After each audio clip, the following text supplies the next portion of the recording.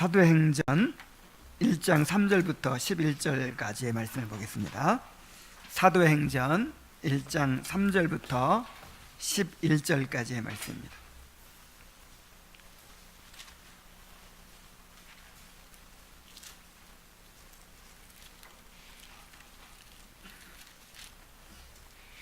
자, 한 목소리로 읽겠습니다. 자, 시작.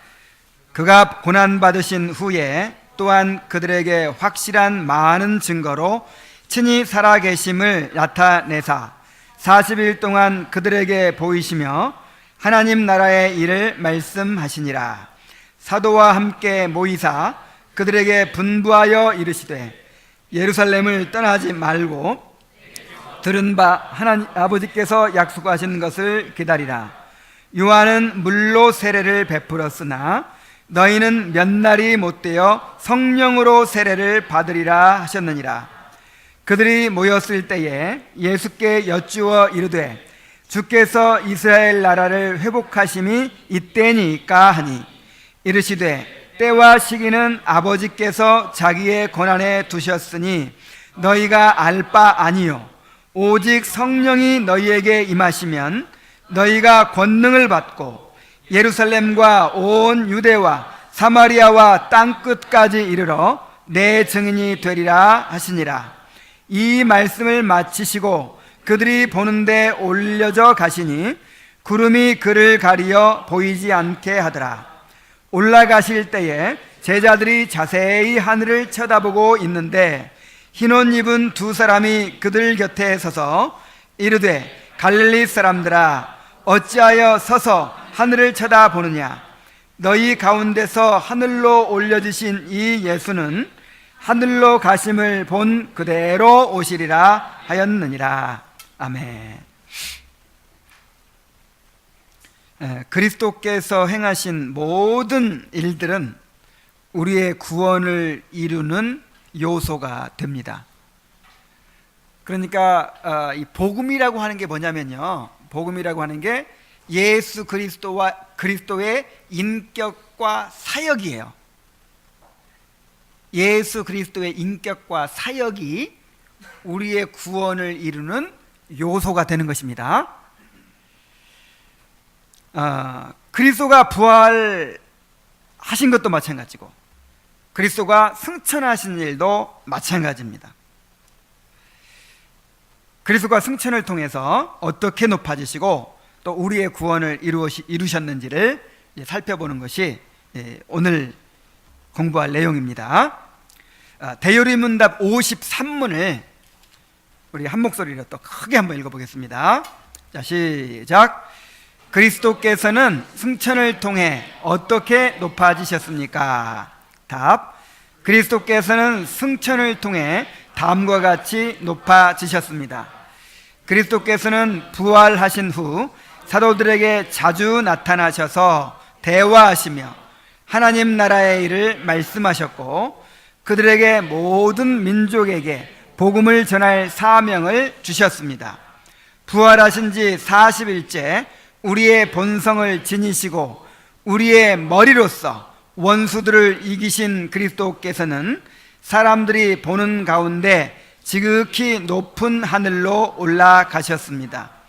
거기서 그리스도께서는 사람들을 위해 선물을 받으시고 우리가 그곳에 사모하게 하시며 우리가 있을 곳을 예비하십니다. 그리스도께서는 지금도 그곳에 계시며 세상 끝날에 다시 오실 때까지 거기 계실 것입니다.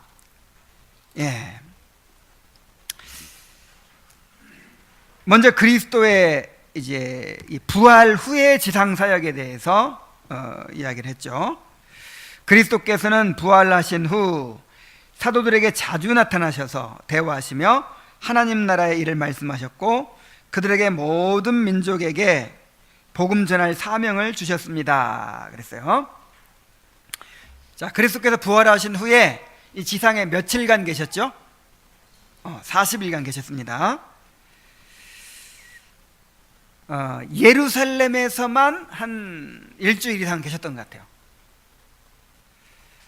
부활 후에 예루살렘에서 제자들에게 6번 정도 나타나셨습니다. 성경에 기록된 것만 그렇다는 얘기예요.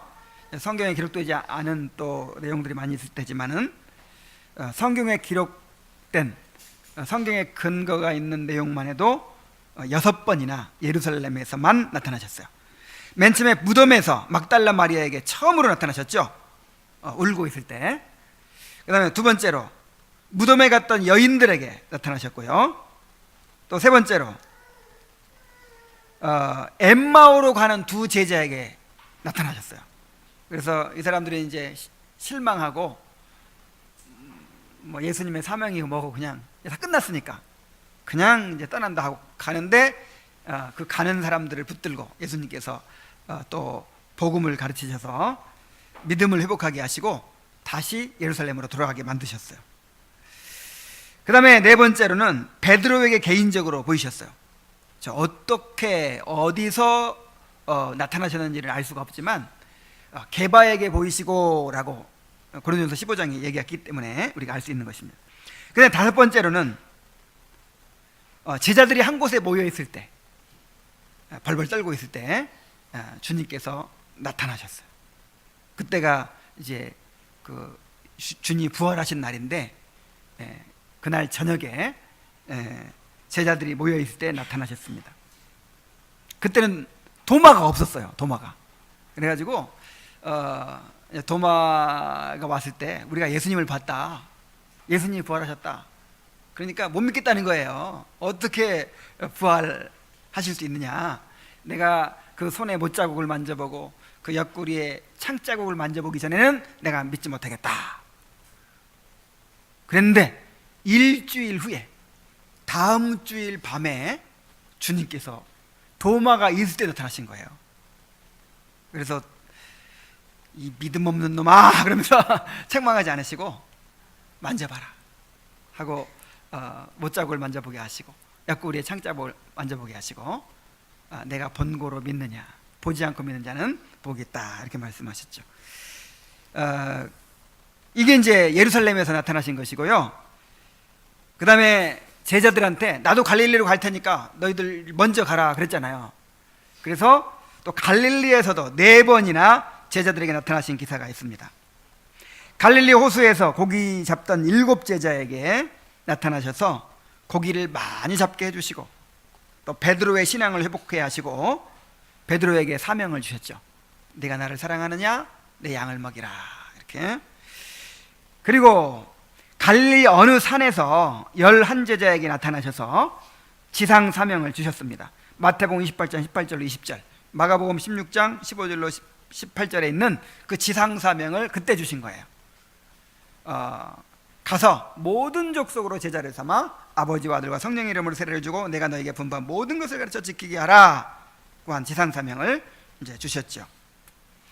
그리고 어디서인지는 알 수 없지만 500여 명의 성도들에게 일시에 보이셨다고 했어요. 그리고 또 주님의 동생 야고보에게도 보이셨다 그랬습니다. 그래서 총 11번 자기를 드러내셨어요. 10번이죠. 여기까지 10번. 그 다음에 11번째는 어디냐면 이제 승천하실 때 다시 예루살렘에서 제자들과 모이셨어요.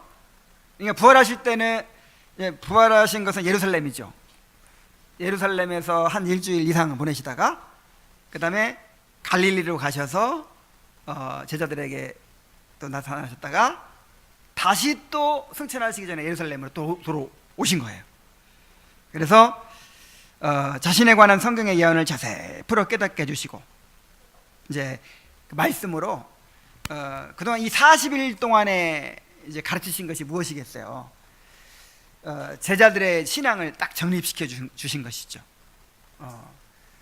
그동안 배웠던 말씀들이 이제 예수님의 그 십자가와 부활을 통해서 어떻게 성취가 됐는지 그런 것들을 자세하게 설명해 주시고 제자들을 이제 믿음을 굳게 해 주셨어요. 그리고 예루살렘을 떠나지 말고 약속하신 성령을 기다리라고 분부하시고요. 마지막으로 어떻게 승천하셨습니까? 이렇게 승천하셨어요. 손을 들어서 축복을 하시는 거예요. 손을 들어 복을 빌어 주시면서 둥둥둥둥둥 하늘 위로 올라가셨어요. 그래서 이제 목사가 이렇게 축도하는 것은 예수님께서 손을 들어서 복을 주시는, 그것을 재현하는 것입니다.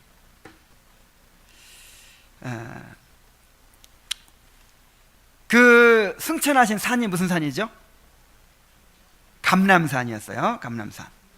자, 이것이 이제 예수님의 승천하시기 전에, 부활 후 승천 전까지 40일간의 행적입니다. 그냥 꼭 이렇게 11번만 나타났다는 거 아니에요.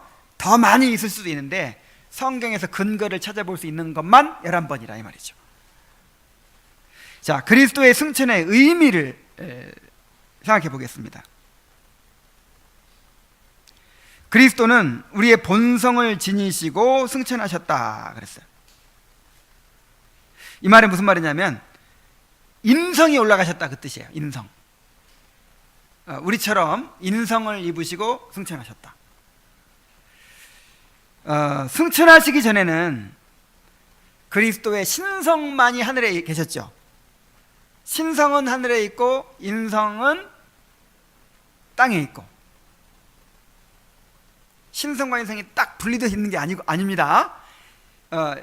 이 땅에도 신성이 계시잖아요. 근데 신성과 인성이 연합된 상태로 땅에 계시고, 그 다음에 신성은 무소부재하잖아요. 하늘과 땅에 동시에 계실 수 있죠. 그러니까 신성이 이 땅에도 인성과 함께 연합해 계셨지만 하늘에 계셨던 거예요. 그러니까 예수님이 승천하시기 전에는 예수님의 신성만 하늘에 계셨습니다. 그런데 인성을 입으신 상태로 승천하셨기 때문에, 인성이 승천하셨기 때문에 이제 그 이후로는 하늘에 신성과 인성이 동시에 계십니다. 그럼 이 땅에는 인성이 계세요, 안 계세요? 안 계십니다. 근데 이제 루터파에서는 인성도 이 무소부재한 것처럼 신성과 같이 이렇게 다 계시는 것처럼 그렇게 얘기를 해요. 그래서 그 성찬론도 공제설이라 그래가지고 예수님의 실제 몸이 이 떡과 포도주와 함께 있다. 그래서 공제설이라고 하거든요. 근데 인성은 무소부재한 거 아니에요. 인성은 한 곳에만 있을 수밖에 없어요. 땅에 있을 때는 어디에 없고 하늘에 안 계시고, 하늘에 계시면 땅에 계시지 않고. 그래서 이제는 예수님의 인성이 하늘에만 계십니다. 이제 신성으로는 우리와 함께 하시죠. 그러나 인성은 없어요. 이제 예수님은 신성으로 또 영으로 우리와 함께 하십니다. 요한복음 16장 7절에 보면은 그러나 너희에게 실상을 말하노니 내가 떠나가는 것이 너희에게 유익이라. 내가 떠나가지 아니하면 보혜사가 너희에게로 오시지 아니할 터이요 가면 내가 그를 너희에게로 보내리니. 이렇게 말씀하십니다. 이제 성령을 보내셔서 성령을 통해서 함께 하시겠다 하는 것이죠. 요한복음 16장 16절에 보면은 조금 있으면 너희가 나를 보지 못하겠고 또 조금 있으면 나를 보리라 그랬어요. 제자들과 함께 계시면서 너희가 조금 있으면 나를 못 볼 거야. 그런데 조금 있으면 또 나를 볼 거야. 이게 무슨 말이겠어요? 보지 못한다는 말은 인성으로 올라가시기 때문에 이제 육체로 보지 못한다는 것이고, 다시 본다는 말은 이제 영으로 함께 하시는 그리스도를 누린다는 것이죠. 요한복음 14장 18절에는 내가 너희를 고와 같이 버려두지 아니하고 너희에게로 오리라 그랬어요. 내가 너희를 고아와 같이 버려두지 아니하고 너희에게로 오리라. 어떻게 왔어요? 성령을 통해서 영으로 우리에게 오셨죠. 내가 세상 끝날까지 너희와 항상 함께 있으리라. 영으로 우리와 함께 하시는 것이죠.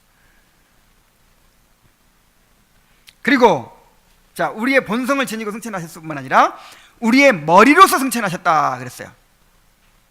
그러니까 그리스도께서 하신 모든 일들은 그리스도 자신만을 위한 일이 없어요. 전부 다 우리를 위한 거예요. 우리의 구원을 이루기 위한 거예요. 그래서 예수님께 승천하신 것도요, 예수님 자신을 위해 승천하신 것이 아니라 우리의 머리로서 승천하신 거예요.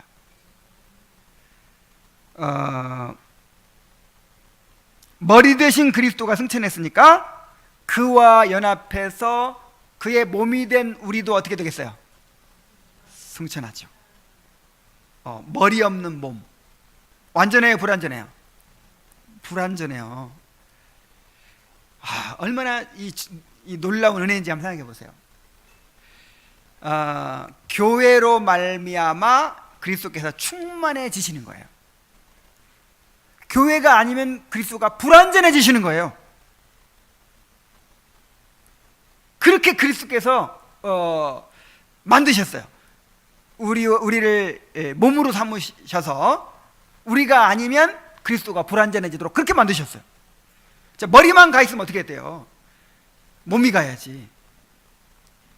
그래서 이제 우리들이 승천해서 그리스도와 연합하게 될 때 그리스도의 몸이 완전해질 줄로 믿습니다. 또 이렇게 비유해 볼 수 있어요. 그리스도께서 우리의 머리라고도 했고 우리의 남편이시죠. 우리의 남편이 하늘로 먼저 가셨어요. 있을 곳을 예비하러 가셨어요. 그럼 그의 아내인 우리도 가야 돼요, 안 가야 돼요? 이혼할 거예요? 당연히 가죠. 우리의 있을 곳 예비하러 가셨는데. 그래서 그리스도께서 승천하신 것은 우리의 승천을 보증하는 것입니다. 머리가 올라갔으니 몸도 갈 거예요. 남편이 먼저 갔으니 아내도 올라가게 될 것입니다. 또 원수들을 이기시고 승리자로 올라가셨다 그랬어요. 그러니까 그리스도의 승천은요, 승리자로서의 개선이었어요. 개선. 그러니까 하늘에 계시던 하나님의 아들이 이 땅에 싸우러 오신 거예요. 원수들과 싸우러 오셔서 목숨 바쳐서 승리하시고 그 다음에 이제 개선을 하시는 것이죠. 골로새서 2장 14절부터 15절까지 보면요, 골로새서 2장 14절부터 15절까지 보면 우리를 거스르고 불리하게 하는 법조문으로 쓴 증서를 지우시고 제하여 버리사 십자가에 못 박으시고 통치자들과 권세자들을 무력화하여 드러내어 구경거리로 삼으시고 십자가로 그들을 이기셨느니라. 그래서 자기 생명을 내어주시고 우리의 모든 죄값을 대신 치르시고 율법의 요구를 다 이루심으로써 우리를 정죄하는 율법의 그 권세를 이제 십자가에 못 박아버렸어요. 정죄가 끝났습니다. 심판과 정죄가 끝났어요. 그리고 통치자들과 권세자들을 무력화하여 드러내셨다. 이제 이게 뭡니까? 무장 해제시키셨다 그 말이에요. 이제 마귀와 그 마귀의 세력들을 완전히 이기시고 무장 해제시키셨어요. 더 이상 우리를 해칠 수 있어요, 없어요? 없습니다. 확신이 좀 없는 것 같네. 자, 마귀가 우리를 해칠 수 있어요, 없어요? 없습니다. 마귀가 우리를 해칠 수 있는 것은 이제 우리를 위해서 하나님께서 허락하실 때, 욥의 경우처럼 우리의 성화를 위해서, 우리의 징계를 위해서, 우리를 합력하여 선을 이루시기 위해서 허락하실 때 한해서 할 수 있는 것이지, 마귀가 우리를 해칠 수가 없어요. 무장 해제시키셨어요. 그리스도는 십자가로 승리하시고 이제 하늘로 개선하신 것입니다. 그리고 사람들이 보는 가운데 올라가셨다 그랬어요.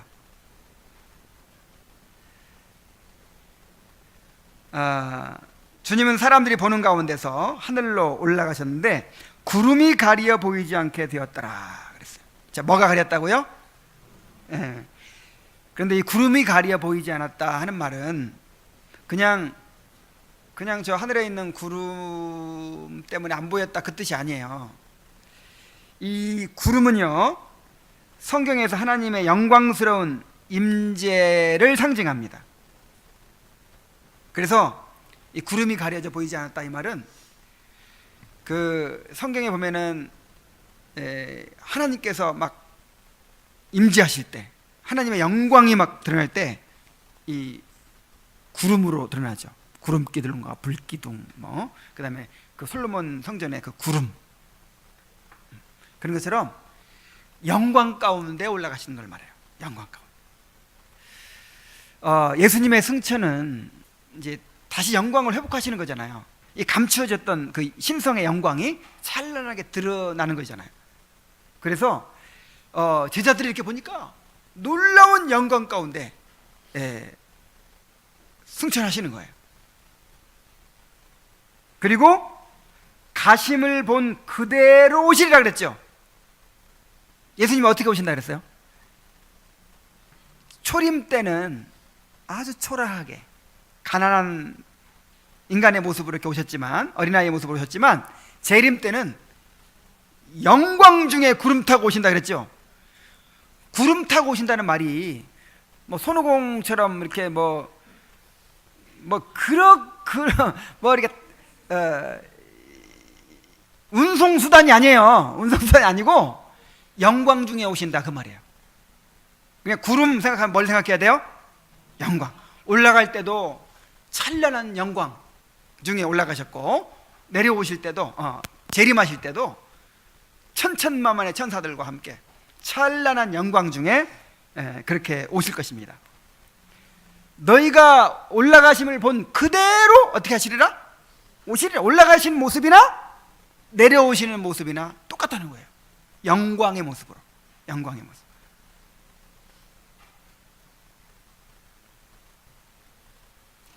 그리고 어디로 올라가셨습니까?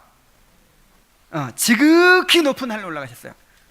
그러니까 하늘도 종류가 여러 가지예요. 유대인들은 대개 뭐 7가지 하늘이 있다고 이렇게 생각하기도 하고, 또 3가지 하늘이 있다고 생각하기도 했어요. 자, 첫 번째 하늘은 어떤 하늘이냐면 이 대기권이에요. 공중에 새가 날아다니는 대기권. 이것도 하늘이라고 하죠. 그 다음에 두 번째 하늘은 높은 우주예요.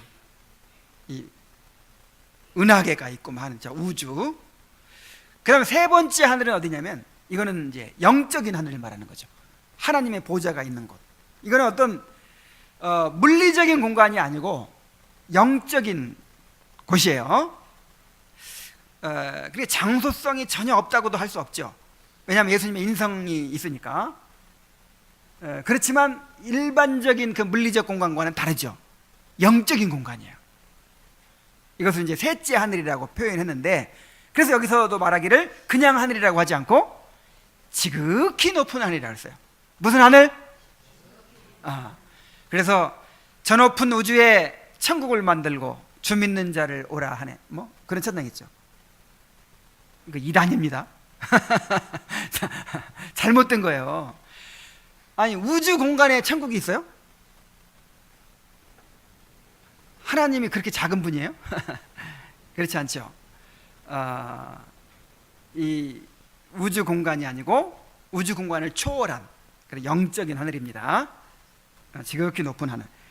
낙원이라고도 불리우고 셋째 하늘이라고도 불리우는 하나님이 계신 곳, 그리스도께서 인성을 입고 계신 곳이 바로 성경에서 말하는 하늘이죠. 자, 이제 그리스도의 승천의 목적을 살펴보겠습니다. 거기서 그리스도께서는 사람들을 위해 선물을 받으시고 우리가 그곳을 사모하게 하시며 우리가 있을 곳을 예비하십니다. 그리스도께서는 지금도 그곳에 계시며 세상 끝날에 다시 오실 때까지 거기 계실 것입니다. 거기서가 어디서? 하늘에서 그리스도께서는 사람들을 위해 선물을 받으시고 그랬어요. 그러니까 이 택한 자들에게 나누어줄 선물을 받으셨다는 거예요. 누구한테 받으셨어요? 성부 하나님께 받으셨다는 거예요. 성부 하나님께 선물을 받아서 택한 자들에게 나누어주는 건데, 에베소서 4장 7절로 8절에 한번 같이 읽어볼까요? 시작. 우리 각 사람에게 그리스도의 선물의 분량대로 은혜를 주셨나니 그러므로 이르기를 그가 위로 올라가실 때에 사로잡혔던 자들을 사로잡으시고 사람들에게 선물을 주셨다 하였도다 그랬어요. 이거 여러 차례 설명을 했는데, 이제 고대에는 왕이 전쟁에 나가 승리하고 돌아올 때 반드시 영광스러운 개선 행진을 합니다.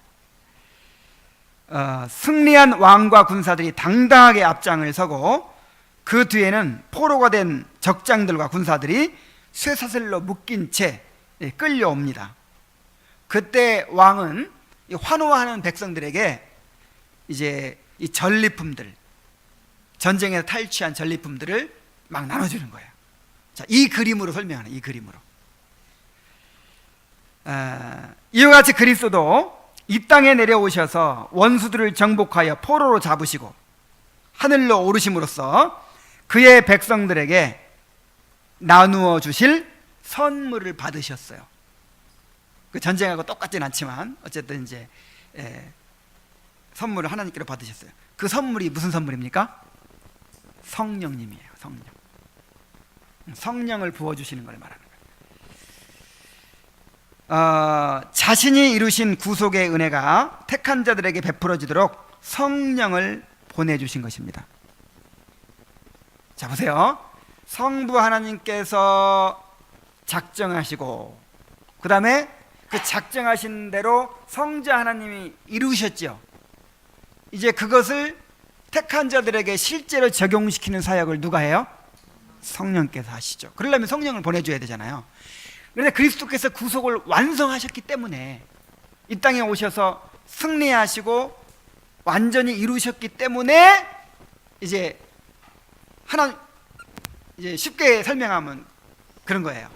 아버지, 제가 아버지께서 하라고 하신 일을 다 이루었습니다. 이제 성령을 보내실 차례입니다. 성령을 보내주십시오. 이렇게 이제 하신 것이죠. 그래서 사도행전 2장 33절에 이렇게 말씀했습니다. 한번 읽어보겠습니다. 자, 시작.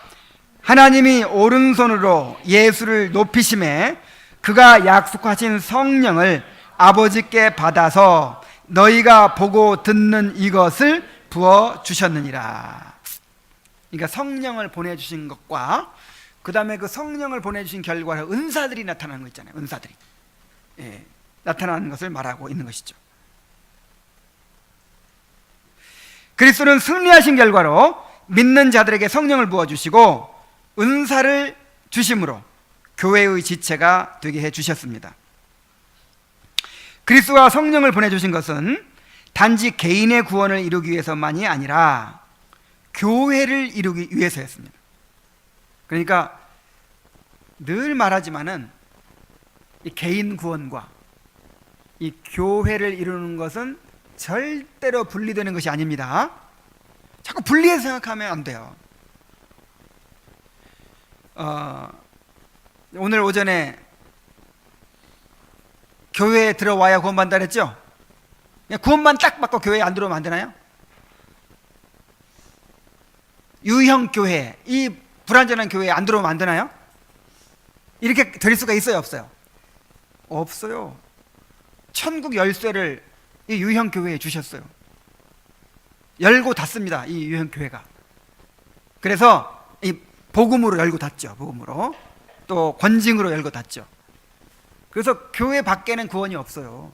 그래, 구원받는다 하는 말은 교회와 연합한다 이 뜻이에요. 성화를 이루는 것도 마찬가지예요. 성화를 이루는 것도 나 개인적으로 성화를 이루는 게 아니에요.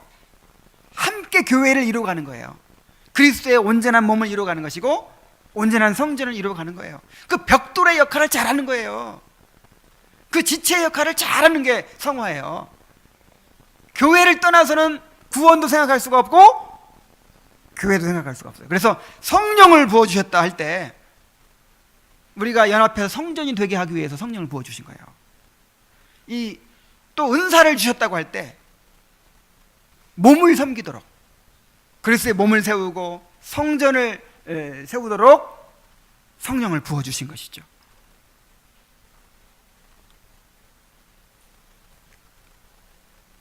자, 그리고 두 번째로 우리가 그곳을 사모하게 하시며 그랬어요. 자, 그리스도께 승천하심으로써 이제 그리스도께 속한 사람들은 어디를 사모하는 삶을 살아요? 하늘을. 아, 우리의 머리가 갔는데, 우리의 남편이 갔는데, 그래 주소까지 다 옮겨놨어요. 지금 이사 갈 날만 지금 남겨놓고 있는 거예요. 그러면 어디를 생각하면 살아야 돼요? 내가 갈 곳, 우리 남편이 계신 곳, 어? 우리의 머리가 계신 곳, 이걸 사모하며 살아야 돼요.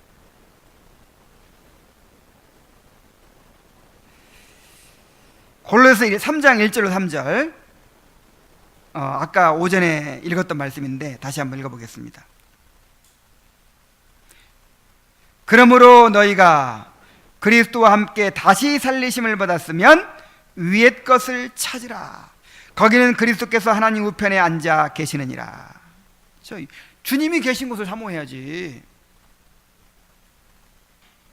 위의 것을 생각하고 땅의 것을 어떻게 하지 마라? 생각하지 말라. 여러분, 지난 한 주간 동안 위의 것 생각하며 살았습니까? 땅의 것 생각하며 살았습니까?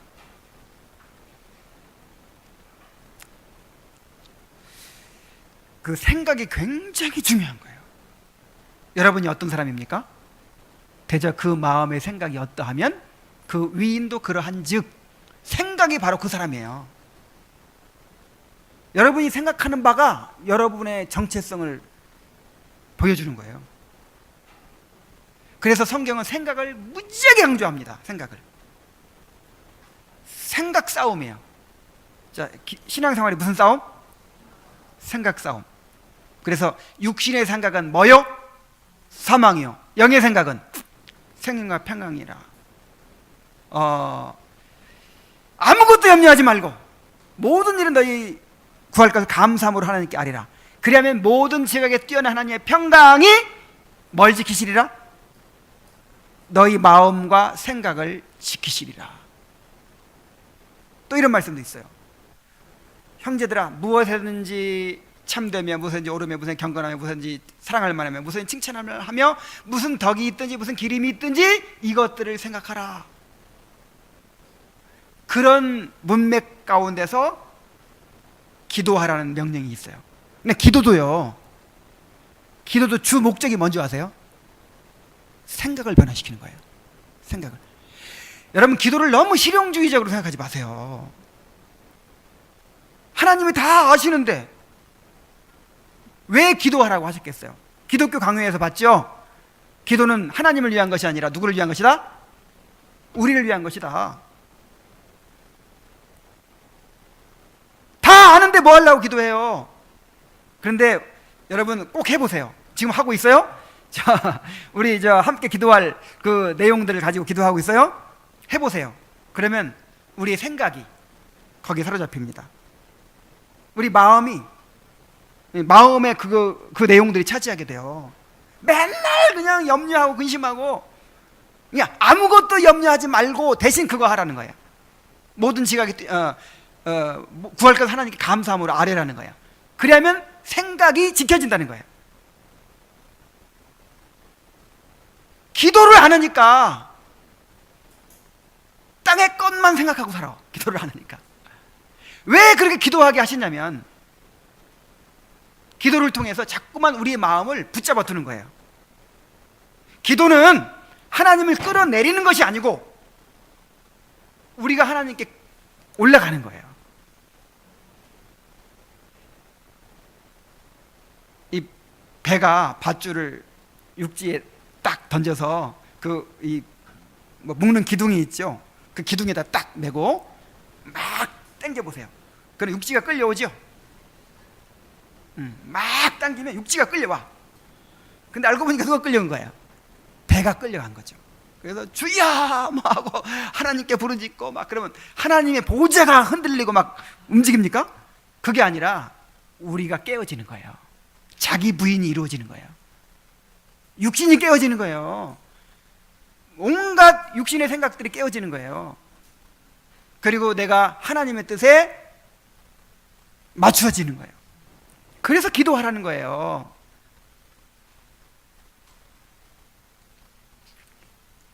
그래서 땅의 것을 생각지 않고 위의 것을 생각하는 여러분 첫 번째 첩경이 말씀과 기도입니다. 말씀과 기도 없이는 불가능해요. 불가능. 특별히 기도가 약한 것 같아가지고 정말 걱정이에요. 기도 없는 신앙은 가짜라 그랬죠. 아무리 뭐 진리를 많이 알고 신학을 많이 알고 아무리 뭐 해도 나는 기도 없는 신앙은 믿지 않아요. 기도 없는 신앙은 가짜입니다. 아니 이 존 라일은요 이걸 구원의 증거로 얘기해서 구원의 증거로 이 성령을 받으면 사람이 어떻게 되냐면 아바 아버지라 어떻게 하느니라 부르짖느니라. 아기가 딱 태어나면 뭐부터 해요? 빽빽 울어요. 울기부터 해요. 엄마 찾아요. 이게 본능이에요. 그래서 영적인 본능이 뭐냐? 기도예요. 기도는 영적인 본능이에요. 그래서 존 라일은 이거를 구원의 증거로 얘기한다니까요.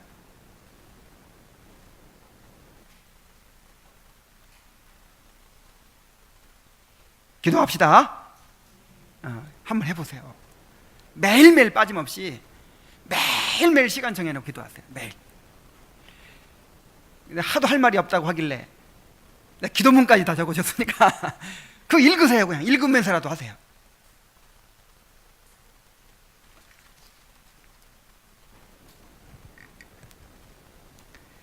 자, 그리고 그곳에서 무슨 일을 하십니까? 우리가 있을 곳을 예비하신다 그랬어요. 여러분, 있을 곳을 예비하신다니 무슨 말이겠어요? 주님이 지금 막 공사하시겠습니까? 막 집 짓고 있어요? 그러진 않겠죠. 이게 무슨 말이겠어요? 있을 곳을 예비하신다. 이게 어떤 비유적인 표현이죠. 이제 신랑이 먼저 가가지고 우리 아버지가 그렇게 하셨거든요. 우리 아버지가 얼마나 그렇게 모험심이 많은 분인지 수없이 사업을 들어먹고 그냥 가족들을 그렇게 고생을 많이 시켰어요. 그래가지고 이제 지방에서 완전히 망하고 혼자만 올라가는 거예요, 서울에. 그래가지고 어떻게 또 금방 또 뭘 기반을 마련해가지고 집 구해놓고 오라고 해요. 그러면 이제 어머니가 가산 다 정리해가지고 그 애들 다 데리고 이제 아버지가 오라고 하는 대로 가죠. 이제 그런 그림으로 이렇게 이제 설명을 하는 것이죠. 그래서 우리 주님이 먼저 가셨다는 거예요. 먼저 있을 곳을 예비하라. 그 말은 이제 우리의 구원을 완성하고 계신다 그 뜻이에요. 쉽게 얘기하면. 요한복음 14장 1절로 3절에 너희는 마음에 근심하지 말라. 하나님을 믿으니 또 나를 믿으라. 내 아버지 집에 거할 곳이 많도다. 그렇지 않으면 너희에게 일렀으리라. 내가 너희를 위하여 처소를 예비하러 가노니 가서 너희를 위하여 거처를 예비하면 내가 다시 와서 너희를 내게로 영접하여 나 있는 곳에 너희도 있게 하리라. 제자들이 예수님 간다 그러니까 얼마나 걱정되겠어요. 예수님이 말씀하시는 거예요. 내가 너희를 고아처럼 버려두지 않겠다. 영으로 내가 너희와 함께 하겠다. 그리고 나 가는 것은 사실 너희들 위해서 간다. 너희 있을 곳 예비하러 가는 거야. 그런데 있을 곳 다 예비하면 아파트 다 지어지면 내가 다시 와서 너희를 데려갈 거야. 이렇게 말씀하고 계시는 것이죠. 자, 구약의 제사에서는 희생 제사를 드린 후에 그 제단에 제사를 드렸다고 제사가 끝나는 게 아니에요. 제물을 이제 불태워 드렸잖아요. 그런 다음에 뭐 하죠? 그 피를 받아놨잖아요. 제물을 죽일 때 피를 받거든요. 그리고 이제 그 제물은 제단에 불태워 드리고 그 피를 가지고 제사장이 이제 성소 안으로 들어가요. 대속죄일 같은 경우는 지성소까지 들어가요. 그래가지고 피를 속죄소에 뿌리는 거예요. 근데 그 성소가 가리키는 바가 뭘까요? 성소가 가리키는 바가 하늘. 여러분, 하늘은 성전이에요. 누가 계시니까? 하나님이 가득 채우고 계시니까 하늘이 성전이에요. 그 성전을 모형으로 이 땅에 만든 게 뭐냐면 성소예요. 성소. 그래서 제사장이 이 번제단에다가 이제 제사를 드렸어요. 그걸로 끝나는 게 아니라 이 번제단에 드린 제사가 유효하게 되려면, 그래서 백성들에게 그것이 이제 효과가 있게 되려면 성소 안으로 들어가서 이제 이 속죄소에다가 피를 뿌려야 된다 이 말이에요. 그 일을 하러 가신 거예요. 그 일을. 예수님이 십자가에 달려 죽으신 것은 번제단에다가 제물을 태워드린 거하고 똑같아요. 그리고 예수님이 승천하신 것은 이제 제사장이 성소 안으로 피를 가지고 들어간 거하고 똑같아요.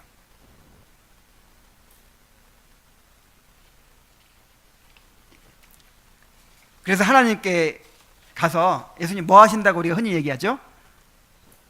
간구하고 계신다. 하나님 옆에 나서 간구하고 계신다. 그게 바로 속죄소에 피 뿌리는 사역이에요. 이제 예수님께서 그 십자가에서 이제 드린 희생 제사가 우리 개개인들한테 이 교회에 실제적으로 이 효과가 미치도록 이제 피를 뿌리고 계시는 거죠. 그 사역을 완성하고 계시는 거죠.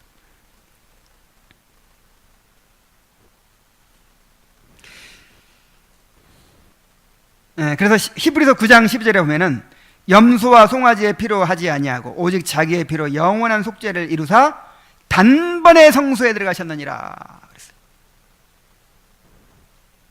단번이라는 말은 단 한 번으로 영원히 끝내버리는 이제 그런 일을 하셨다는 거죠. 그 옛날 구약시대 제사장은 성소에 맨날 들락거리죠. 제사 드릴 때마다 들락거리고 지성소에도 1년에 한 번씩 계속 왔다 갔다 하죠. 왜냐하면 그 제사가 완전한 것이 아니라 모형이기 때문에. 그러나 예수님이 하늘로 가신 것은 이거는 실체잖아요. 실체. 그래서 몇 번에? 단번에 하늘로 올라가심으로 끝내버리는 거예요. 자, 그리하여 그리스도께서는 지금도 그곳에 계시며 세상 끝날에 다시 오실 때까지 거기 계실 것입니다. 그리스도의 승천은 바로 우리의 구원을 위한 것입니다. 지금 그리스도는 하늘에서 우리의 구원을 완성하고 계십니다. 그리스도의 승천은 우리의 승천이요. 그래서 우리도 승천하게 될 것입니다.